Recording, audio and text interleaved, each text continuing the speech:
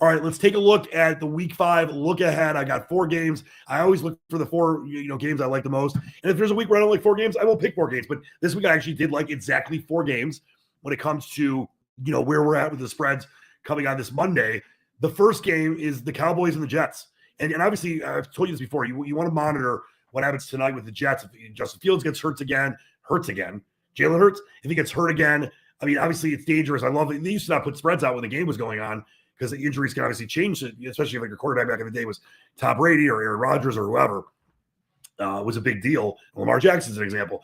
But they put these lines out, and obviously, let's say Josh Allen go out and he's out for the season. The line for the next week might be up, and you might bet it right away, but they'll pull it down. You got to try to, time it as best you can. But it's cool the lines are up because they used to not be that way when I first started wagering years ago. But to me, the Cowboys show that they can score even without CeeDee Lamb. I think Dak Prescott's having a great young season so far. They're on the road against the Jets, with or without Fields. I don't care. It's below that key number. I like the Cowboys minus the 2.5. I think you got to give big props to George Pickens. He had a monster game last night, multiple touchdowns, and I think that he's going to be a big factor. Even when Lamb comes back, he's not going to lose all of his targets, but he's just going to be that great number 2. And a lot of times CeeDee Lamb gets double covered. It's going to open up things for Pickens. And obviously you saw Tolbert and Jake Ferguson and others that were able to get a lot of catches last night as well. The Saints. Now listen, you might say the Saints, so where's the NFL, Leach or Squatch? Let me tell you about the Saints. They are playing better than people think. And they hung in with the Bills for a while yesterday. Their offense isn't great at times, but they have a decent defense. And I like what Spencer Rattler is doing. I told you earlier in the show I was going to go against and fade Jackson Dart. A lot of times, and I'm not saying there wasn't pressure on him, but he's, we'll see. Russell Wilson basically gets benched. Jackson Dart doesn't have the kind of pressure if he was like Cam Ward, starting game number 1, overall number 1 pick, all the expectations.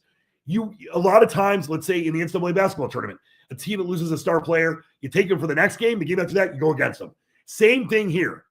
Not only that, it's on the road in the NFL, which we know how tough that is, even in this era of parity. The Saints are minus 1.5 right now. That line might go up because you're going to see some real sharp professional money on the Saints who can hang in games, have a defense to get it done, and it's Jackson Dart's first road start. Remember that win over the Chargers, which I think LA still probably should have won that game.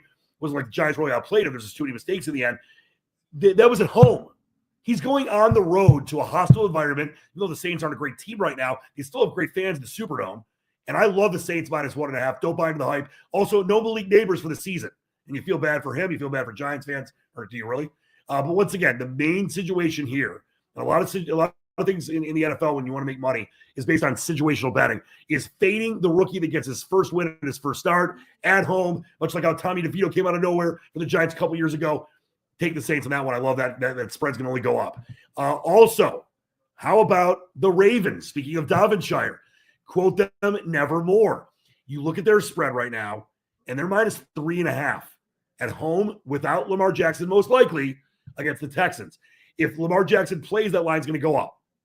I would take it right now because whether he doesn't play or not, even though C.J. Stroud and the Texans are playing better and obviously just embarrassed the Titans who are awful, buy it to 2.5 through that key number. The money line's not terrible. It's only 168 to be honest. If you're, you put it in a parlay or just, want to make a big bet on the Ravens, the money line's not terrible. I think the Ravens win this game. And I don't care if it's Cooper Gold Rush. I don't care if obviously Lamar Jackson's got to be healthy. I think they're going to win this game. They're too good of a team, even with the backup quarterback, to lose to Houston. Who, listen, Houston's playing better, but there's issues in Houston. They're not the team that people thought they would be by now. I like the Ravens in that game. Buy it down to 2.5. And then the Patriots. How about the Patriots continuing to show that they're an improving team? I think they'd be this good this year, this early. They are. They are catching. It's now up to 8.5. It was 7 and a hook, which is through the key number 7. Now it's up to 8.5 against the Bills on Sunday Night Football.